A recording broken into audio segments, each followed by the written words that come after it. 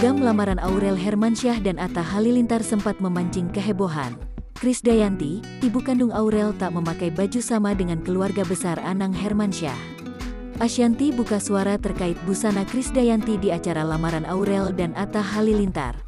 Menurut Ashanty, dalam acara ini, suaminya Anang Hermansyah hanya memiliki satu istri, yaitu dirinya. Sedangkan untuk keluarga Krisdayanti, mereka bisa menggunakan warna yang tak jauh berbeda. Ia juga memaparkan jika akan melakukan kesepakatan untuk memilih baju yang dikenakan selanjutnya untuk acara pernikahan Aurel dan Atta Halilintar.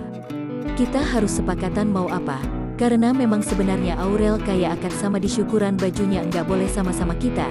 Jadi nanti Aurel apa, keluarga aku apa, dan Mbak Kade misalnya nanti bawa siapa itu juga beda bajunya, ucap Ashanty. Sebabnya wedding organizer dan desainer yang ia gunakan saat lamaran mengatakan hal serupa. Kata WO dan desainer, jadi kayak Mas Anang punya dua istri kan gak enak juga, katanya.